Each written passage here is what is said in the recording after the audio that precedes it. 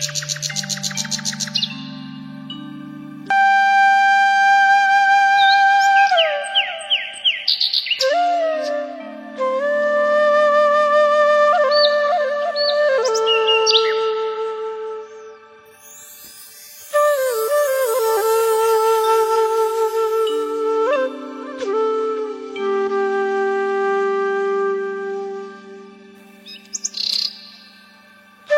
বন্ধুরা, good morning. কেমন আছো সবাই? আশা করি সবাই খুব ভালো আছো, আর আমিও ভালো আছি। অনেকদিন পর আজকে সকালবেলা ঘুম থেকে উঠেই আর কি ব্লগটা শুরু করলাম। এখন তো সকালবেলা ঘুম থেকে একটু ব্লগটা শুরু করি না, একটু দেরি করে ব্লগ শুরু করি। সকালবেলা কাজের প্রচুর প্রেশার থাকে, ফোন নিয়ে চললে না মানে আমার আরও তাড়াহুড়ো লেগে যায়, কাজের দেরি হয়ে যায়, ভাত বসাতে দেরি হয়ে যায়। তাই জন্য আমি একটু মানে কাজটা সামলে নিয়ে তারপরে ফোনটা হাত দিই। যাই হোক, আজকে সকালবেলা ব্লগটা শুরু করলাম। আর রাত্রেবেলার বাসন আজকে অনেকগুলো জড়ো হয়েছে। সকালবেলা কিন্তু আমি বাসন ধুই না প্রায় দিনই। এখন কি করি, এখন রাত্রেবেলার বাসনগুলো রাত্রে খেয়ে দিয়ে ধুয়ে নিই। সকালবেলা তাহলে ঘরটা ঝাড় দিয়ে মুছে নিলেই আমার কাজ কমপ্লিট হয়ে যায়। ওইদিকে বড় ছেলের খাবার থাকে, টিফিন বানানো থাকে। টিফিন এক একদিন বানায়, আবার এক একদিন বানায় না। রোজও টিফিন নিতে চায় না ঘরের টিফিন। বড় ছেলে খেতে এত লেট করে, তাই জন্য সবাই আমাকে বলে যে বড় ছেলেকে খাইয়ে দিতে পারো না স্কুলে যাওয়ার সময়। কিন্তু কি করবো বলো তো, ইচ্ছে হয় ওকে খাইয়ে দিই, তাহলে খাবারটা নষ্টও হয় না, আবার ওর পেটটা ভরে খায়। কিন্তু ও খুব লেট করে ঘুম থেকে ওঠে। 9টার সময় স্কুলে যাওয়ার জন্য বাড়ি থেকে বার হতেই হয়। ও ঘুম থেকে উঠবে 8:30টায়। তাহলে ওকে কি করে আমি খাওয়াবো বলো তো? ঘুম থেকে 8:30টায় উঠবে, আবার বইয়ের ব্যাগটা আগের দিন গুছিয়ে রাখবে না। সকালবেলা ঘুম থেকে 8:30টায় উঠবে, উঠে এদিক ওদিক একটু ঘুরবে, পায়চারি করবে, তারপরে বইয়ের ব্যাগটা গোছাবে, মুখ ধোবে, তারপরে চান করবে, ড্রেস পরবে। মাঝে মধ্যে আমি ওকে খাইয়ে দেওয়ার চেষ্টা করি। যখন ও ড্রেস পরে তখন আমি বলি আমি খাইয়ে দিই, ভাত মেখে নিয়ে এসে ওকে খাইয়ে দিই। তো এবার এক ফোঁটা ভাত যদি আর কি মানে যদি গায়ে পড়ে যায়, এবার ধরো ওকে বসে খাওয়াচ্ছি না, ও ধরো একটা কাজ করছে, সেই মুহূর্তে আমি খাওয়াচ্ছি, ভুল করে এক ফোঁটা যদি ভাত বা কিছু পড়ে যায় গায়ে, তাহলে যা চেঁচামেচি করবে। এমনিতেই আমার গুবলু সোনাও খেতে খুব লেট করে, ওকে খাওয়ানোর তাড়া থাকে, ওর জন্য আমি ওকে খাইয়ে দিই না। যা খাচ্ছে নিজেই খাক। আবার দেরি করে ঘুম থেকে উঠবে, কত করে বোঝায়, কত করে বলি যে একটু তাড়াতাড়ি ঘুম থেকে ওঠ, তাহলে ধীরে সুস্থে কাজটা হয়ে যায়। ও যদি তাড়াতাড়ি ঘুম থেকে ওঠে, 9:45টার মধ্যে যদি আমি ওকে খাওয়াতে বসি না, তাহলে 5 মিনিটের মধ্যে ওকে আমি খাইয়ে দিতে পারবো, ও খেয়ে নেবে। তারপরে গুবলু সোনাকে খাওয়ালাম, কিন্তু ও তো উঠবেই না টাইম করে। কি করবো বলো? একদিনকে এবার ধরো একা একা স্কুলে যায়। এবার একদিন কি হয়েছে জানো তো? একদিন ওই যে 9:15, একদিন তোমাদের বললাম না যে খুব লেট হয়ে গেছে স্কুলে যেতে। 9:15 বাড়ি থেকে বার হয়েছে, মানে 9টায় বার হয়, 15 মিনিট লেটে বাড়ি থেকে বার হয়েছে।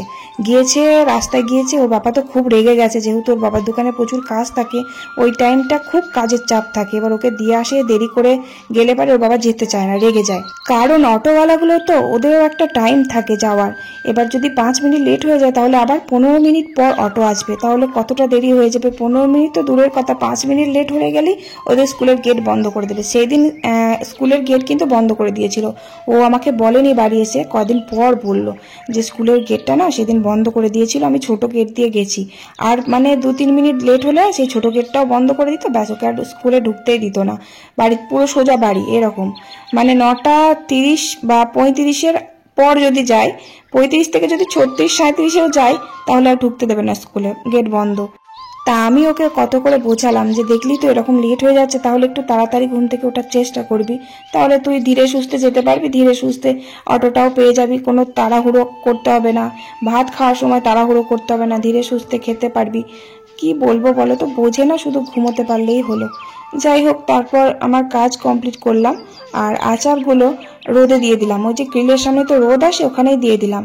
ছাদে দিলে না পাখিতে খায়, আবার যদি পটি করে দেয় পাখিতে ওর মধ্যে পড়বে, তার জন্য ছাদে দিলাম না, ওই ঘরেতেই দিয়ে দিলাম। ওকে যখন আচারটা বানিয়ে একটু দিলাম, ও বলছে কি বানিয়েছো মা তুমি, এত সুন্দর খেতে, খুব ভালো লেগেছে। ওরও ভালো লেগেছে, আমার বড়মশাইয়ের ভালো লেগেছে, আমার কাকা শ্বশুরকে একটু দিয়েছিলাম, কাকা শ্বশুরও বলছে খুব সুন্দর হয়েছে খেতে। দেখে ওরকম মনে হচ্ছে টিঙ্কি, কিন্তু খেতে খুব সুন্দর হয়েছে। তবে ওটা আমের জেলি না, ওটা আমের আচারের কোনো একটা রেসিপি হবে, ওটা আমার শাশুড়ি মার কাছ থেকে জানা। আমার শাশুড়ি মা বলছিল এইভাবে করবে, তা ইচ্ছা হলো তাই করলাম। যাই হোক, তারপর এই যে নিচে এলাম, গুবলুকে ঘুম থেকে তুলিয়ে খাইয়ে দাইয়ে আমিও চাটা খেয়ে নিচে এলাম। আর এই যে সেই এঁচোড়টা, আগের দিনে যে এঁচোড়টা তো পরশু দিন নিয়ে এসেছে, তো এঁচোড়টা কেমন একটা নরম হয়ে গেছে, এঁচোড়টা কেটে নিলাম। একটা ওলা হয়েছে, একটা, আর কটা হলে পরে আবার হতে থাকো, কতগুলো ওলা হয় আমাদের। ওই যে একটা, ওলের ফোড় বলে না, সেই খুব ভালো লাগে খেতে। আর এই যে দেখো এখানে গাছগুলো হয়, প্রত্যেক বাড়ি হয়, এখানে এখনো হয়নি, হবে, একটু বৃষ্টির জল টল পড়লে পরে আবার হবে, প্রচুর হয়। দেখো একটা ওলা পেকে যাচ্ছে, করে ফেলবো আজকে। এই যে খুব ভালো লাগে খেতে। এরপর পাতা ছেড়ে দিলে আর খাওয়া যাবে না। কত জবা ফুল হয়েছে দেখো গাছে, কি সুন্দর। না না তুলিনি, ফুলগুলো তুলবেন না, কত ফুল হয়েছে তো।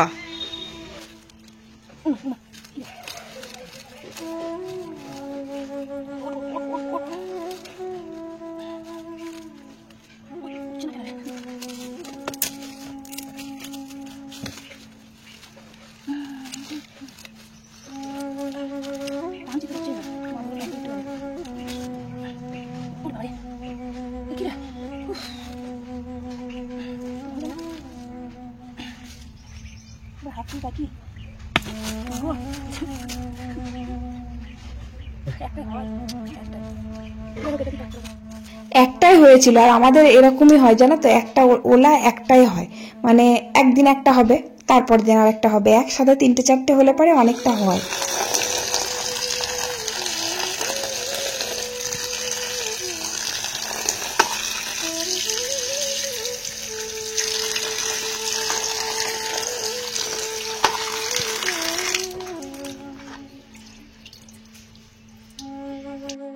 ওই যে আমার বড় ছেলে আজকে দেখো ঘুগনি দিয়ে মুড়ি খাচ্ছে, আর আমার ছোট ছেলে বসে আছে, ভাত খাওয়া হয়ে গেছে, আর এদিকে টিভিতে সিরিয়াল দেখছে আর বসে বসে ঘুগনি দিয়ে মুড়ি খাচ্ছে।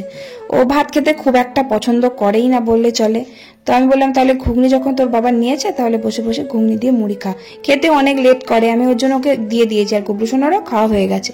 আর ওলের পোড়টা আমি কাটিনি জানো তো, আমার শাশুড়ি মাই কাটে। ওলের পোড় টোড় এগুলো কাটলে না মায়ের হাত চুলকায় না, আমার খুব হাত চুলকায়, সেই জন্য আমি ভয়ে কাটি না।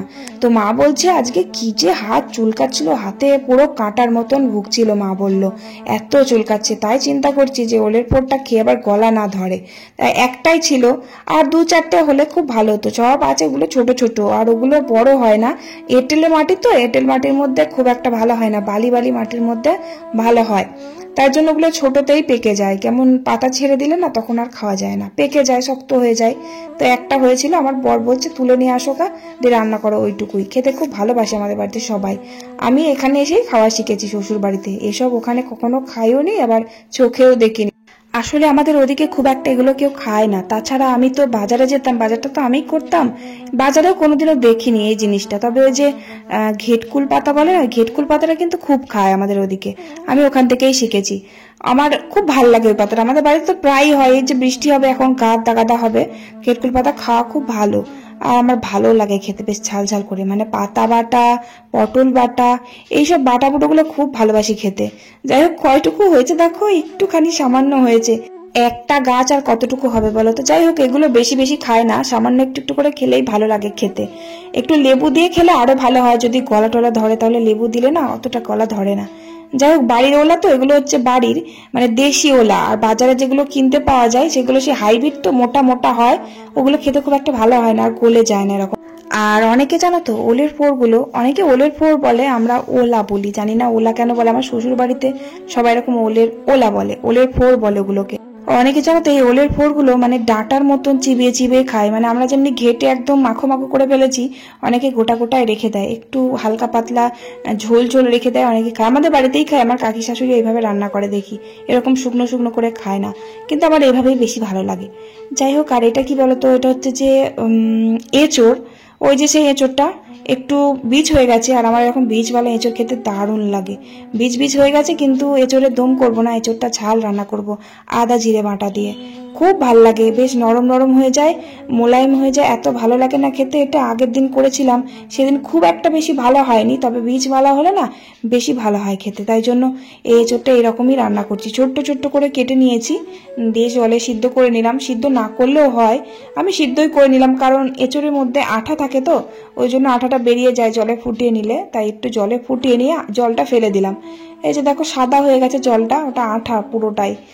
আর ওই যে উঠোনে ধান রোদে দেওয়া আছে, ধানটা একটু নেড়ে চেড়ে দিলাম, এখন তো ছাদে আর ধান দিই না, কারণ রোদ পড়ে গেছে বেশি, এখন গরম পড়ে গেছে, উঠোনটা পুরো রোদে, মানে প্রচুর রোদ হয় উঠোনের নিচে, তাই জন্য নিচেতেই ধান শুকোনো হয় আর কি।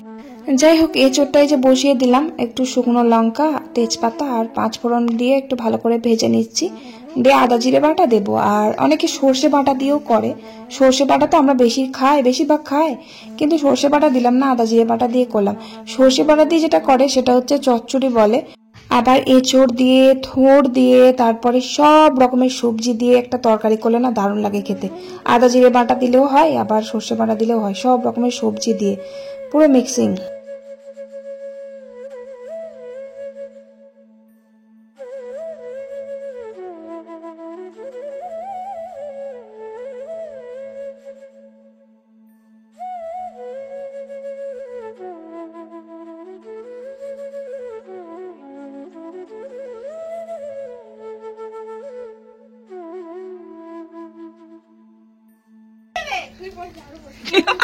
কি অসভ্যের ধারে দুটোই, কি মারামারি করে দেখো।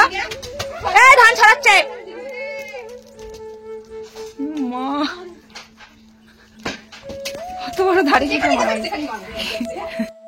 আর জানো তো, আমার কাকা শ্বশুরের ছোট মেয়েটা আর আমার ছেলে কি যে মারামারি করে, কেউ বলবে না। আর পিসি ভাইপো, মনে হবে 2 ভাই বোন, এত মারামারি করে, ও ওকে মারবে, ও ওকে মারবে, এত মার খুঁটে দুইজনা। ওই যে উঠোনে মারামারি করছে, আর এটা প্রত্যেক দিন, মানে আমার বড় ছেলে যদি বাড়ি থাকে, স্কুল না যায়, তাহলে মারামারি ওদের লাগবেই লাগবে, এত মার খুঁটে। আবার প্রচুর ভাব, মানে ও যদি বাড়ি না থাকে ওর ভালো লাগবে না, ও যদি বাড়ি না থাকে এর ভালো লাগবে না, এরকম একটা ব্যাপার এদের মধ্যে।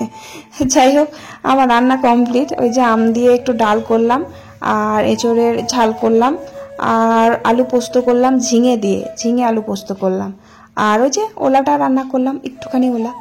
যাই হোক, অনেকগুলোই রান্না করলাম। তারপরে এই যে রান্না বান্না কমপ্লিট করে রান্নাঘরটা পরিষ্কার করে কড়াইটা মেজে নিচ্ছি। আর এখন আর কোনো অসুবিধা হয় না, এখানে উপরে না একটা ছাউনি করে দিয়েছে আমার শাশুড়ি মা, এই রোদে বাসন মাজতে হয় না। এখানটা তো খুব রোদ, গরমকালে বাসন মাজতে তোমরা দেখেছো তো কত কষ্ট হয় এখানে। তা আমার শাশুড়ি মা একটা উপরে কি সুন্দর বেশ পর্দার মতন করে দিয়েছে, যার জন্য এখানে রোদটা পায় না, বাসন কোসন মেজে খুব শান্তি। আর এই কড়াইটা নিয়ে না একটু ভালো রকমের সুবিধা হয়েছে, কারণ আমার ওই পাতলা কড়াইটা এত কষ্ট হতো মাজতে, মানে কালিগুলো না এত চিপটে লেগে যেত, কড়াই মাজতে মাজতে যে কত সময় লাগে বাপরে বাপ। যাই হোক, এই কড়াইটা একটু মানে নতুন তো, এবার মোটা, এই কড়াইটা মানে তাড়াতাড়ি উঠে যায়, যতই রান্না করি যতই পুরুক না কেন তাড়াতাড়ি মাজলেই উঠে যায়। সাঁতার কাটা ঝোঁক উঠে যাবার, এনে গামছাটা ধর। কোথায় গেলি? সাঁতার কাটতে। ওর বাবা কাটছে, আমাকে নিয়ে আসতে হবে। খুব কাদা, তা না হলে পারে কি ঘেন না লাগে, খুব খুব কাদা যে, কিচ্ছু কাদা যাও।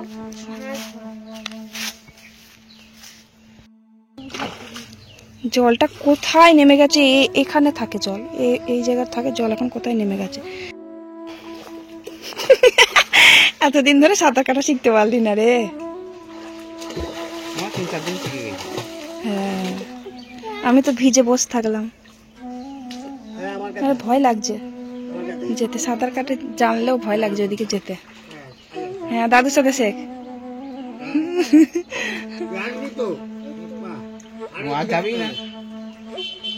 যা দাদুর কাছে যা, আরে দাদুর কাছে যা, মুখে জলগুলো লাগছে, পারবে দাদু, যা।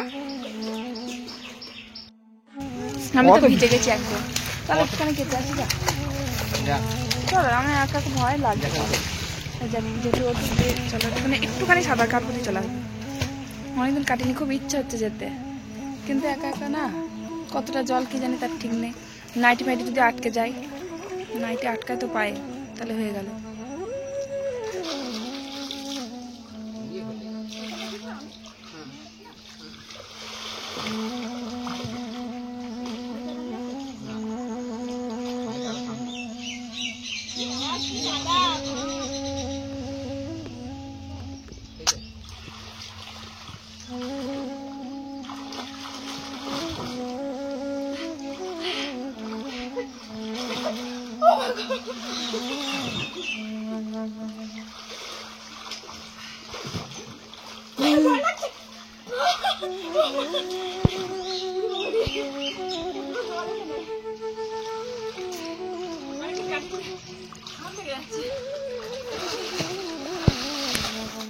আরে অনেক দিন সাঁতার কাটেনি, অনেক দিন মানে অনেক বছর সাঁতার কাটেনি, তাহলে পারি কি হাঁপ লেগে যাচ্ছে, বেশি মানে গলা অব্দি জলে যে যাচ্ছি না তখনই ভয় লেগে যাচ্ছে।